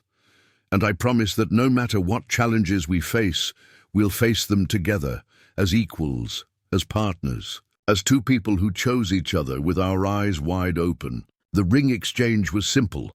James's simple gold band joining Clara's on her finger, symbols of commitment rather than possession, promises of partnership rather than ownership. When Pastor Williams pronounced them husband and wife, the kiss they shared was gentle, reverent, the sealing of a covenant that had been building for months rather than the dramatic climax of a romance. The celebration that followed was conducted in Clara's kitchen and spilling out into the backyard, where tables borrowed from the church held dishes contributed by everyone who'd come to witness the wedding. Mrs. Keene's cake anchored one table, surrounded by Sarah Miller's fresh bread, Lucy Patterson's green bean casserole, and a dozen other offerings that transformed the simple gathering into a feast worthy of the occasion. As the afternoon wore on and the guests settled into the comfortable rhythm of community celebration, Clara found herself standing in her kitchen doorway, watching James laugh at something Tom Bradley had said while helping to serve cake to the children who'd grown restless with sitting still for grown-up conversation. The sight filled her with a contentment so profound it felt almost like a physical presence in her chest. "You look happy," said a voice behind her, and Clara turned to find Anna Turner, the woman who'd written the letter that helped clear her name all those months ago. Anna had arrived late, having travelled from 2 towns over where she'd moved after leaving her position in the boarding house where Clara had once worked. "I am happy," Clara replied, embracing the woman whose courage had helped make this day possible, "more than I ever thought I'd be again." Anna smiled, studying Clara's face with the satisfaction of someone who'd played a small but crucial role in a story that had turned out well. "You know, when I wrote that letter to the courthouse, I never imagined it would lead to all this. I just knew that the truth needed to be told, regardless of the consequences. Sometimes the truth takes a while to find its way to the surface," Clara said. "But it usually gets there eventually, especially when brave people help it along." As evening approached and the guests began to drift home to their own families and responsibilities, Clara and James found themselves alone in their backyard, surrounded by the detritus of celebration, but basking in the afterglow of a day that had exceeded every expectation. The apple tree cast long shadows across the grass, and fireflies were beginning to blink in the gathering dusk. "Mrs. Fletcher," James said, testing out the sound of Clara's new name. "How does it feel to be a married woman again?" Clara considered the question, comparing the woman she'd been on her first wedding day, young, hopeful, but ultimately naive, about what marriage would require of her, to the woman she was now, entering this union with full knowledge of love's capacity for both joy and devastation. "Different," she said finally. "Better, I think. When I married Thomas, I thought love meant finding someone who would take care of me, protect me from life's difficulties. Now I know it means finding someone who trusts me to be strong enough to help carry life's difficulties." James nodded, understanding exactly what she meant. "I feel like we're starting this marriage as partners instead of strangers hoping to become partners. That seems like an advantage." As they cleaned up the remnants of their wedding celebration, Clara marveled at how naturally they worked together, how easily they'd fallen into the rhythm of shared domestic life. James washed dishes while Clara wrapped leftover food, both of them moving around each other in the small kitchen with the unconscious choreography of people who'd learned to share space gracefully. "James," Clara said, as they finished the last of the cleaning, "there's something I want to show you." She led him to the parlor, where Thomas's photographs still smiled from their places on the mantelpiece, but where they now shared space with pictures of James and Clara together, snapshots taken by neighbors during their courtship, mementos of a love story that had unfolded in full view of the community that had initially questioned it. From the drawer where she'd once kept Thomas's wedding ring and the children's baby teeth, Clara withdrew a small wooden box that James had never seen before. "Wedding gift," she said, handing it to him with a smile that held just a hint of nervousness. Inside the box, nestled in blue velvet, lay a pocket watch, not new but carefully maintained, its silver case polished to a gentle shine. James lifted it carefully, reading the inscription engraved in flowing script. "To James Fletcher, who taught me that love multiplies rather than divides. From your wife Clara, June 7th, 1924. It was Thomas's, Clara explained, watching James's face as he absorbed the significance of the gift. His father gave it to him on his wedding day, and Thomas always planned to pass it on to Benjamin when he got married." She paused, her voice soft with emotion. "I think he would want it to go to someone who understands what it means to love his family." James stared at the watch, understanding that Clara wasn't just giving him a timepiece, but offering him a place in the continuity of love that connected past to future, lost to hope, memory to new beginning. "Clara," he said, his voice thick with emotion, "I don't know if I deserve something this precious. You deserve it because you helped me understand that honoring the past doesn't mean being imprisoned by it," Clara replied. "You deserve it because you loved me enough to let me grieve properly before asking me to love again. You deserve it because you're the kind of man Thomas would have been proud to call family." That night, as they lay in their bed, no longer Clara's bed or the guest room where James had occasionally stayed, but the bed that belonged to both of them as husband and wife, Clara reflected on the strange mathematics of loss and recovery. She'd thought that loving James would require subtracting love from Thomas's memory, but instead she discovered that love was indeed multiplicative, that caring for someone new had somehow made her love for her first family feel richer rather than diminished. "Are you awake?" James asked quietly in the darkness. "Yes," Clara replied, settling more comfortably against his shoulder. "I was thinking about what you said in your vows, about becoming the people we're meant to be. Do you think we're there yet? Do you think we've become who we're supposed to be?" Clara considered the question, thinking about the woman who'd stood on an auction platform in sackcloth just months ago, then about the woman who'd negotiated with Victoria Whitmore from a position of strength, and finally about the woman who'd spoken vows of partnership and equality beneath an apple tree in her own backyard. "I think," she said slowly, "that we're becoming who we're meant to be together. I don't think either of us could have gotten here alone." As summer deepened over Millbrook, the Fletcher household, for that's how the neighbors had begun referring to Clara's cottage, became something of a landmark in the community, not because of its size or grandeur, but because of what it represented. Proof that sometimes the hardest stories had the most satisfying endings, that love could indeed triumph over adversity when two people were brave enough to fight for it.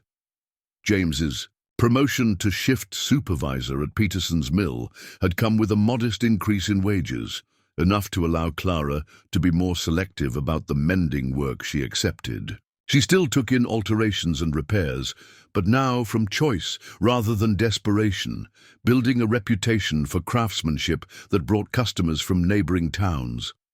More importantly, Clara had begun teaching other women the fine needlework, skills that had once been passed down from mother to daughter, but had been lost to the demands of industrial employment.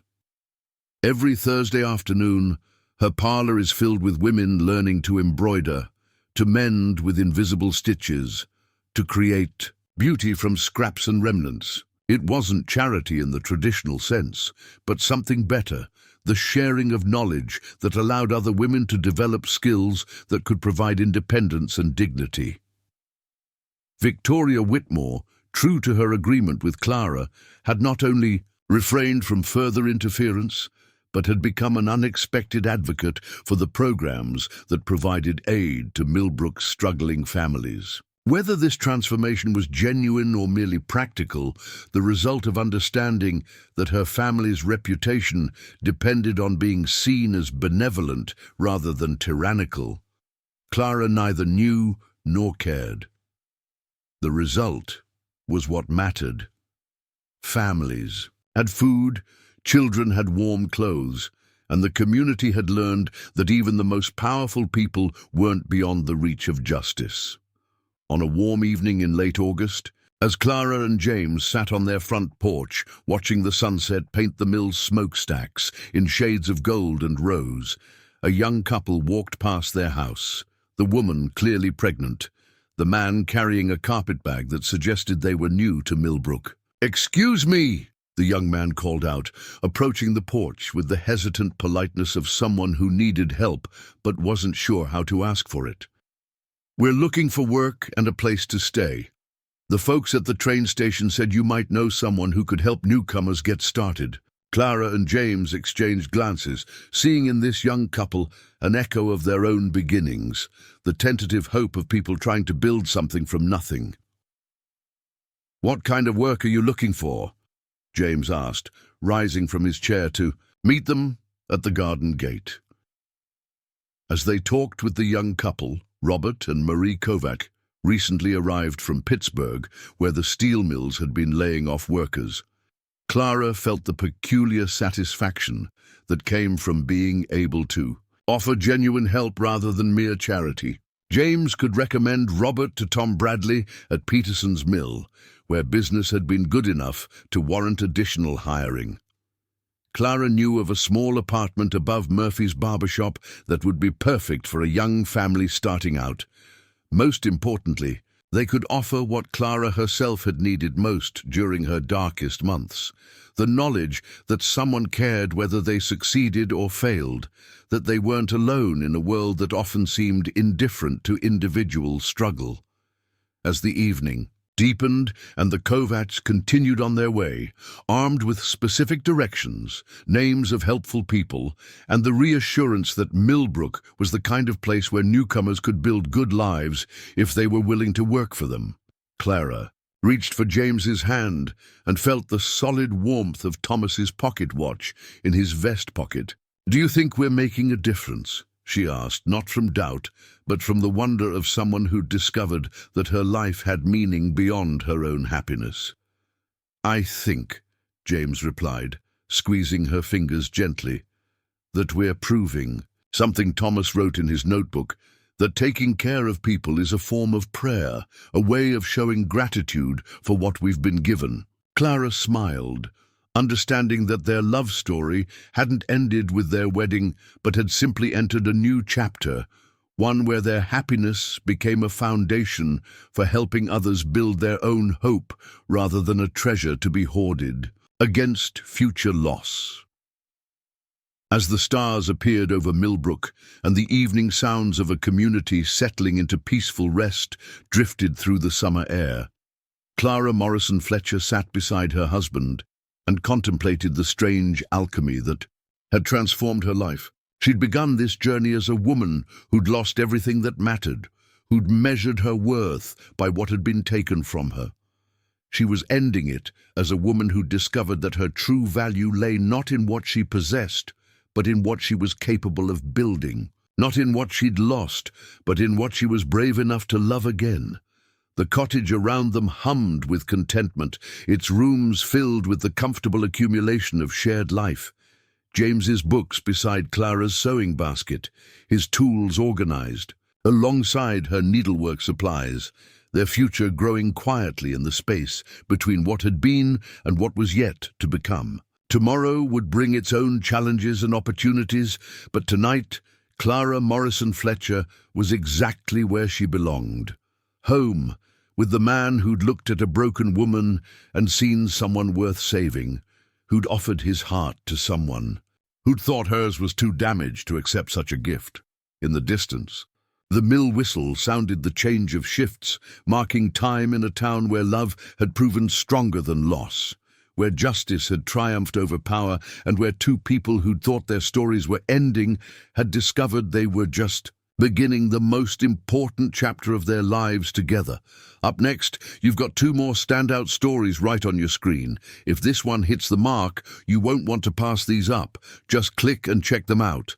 And don't forget to subscribe. And turn on the notification bell so you don't miss any upload from us.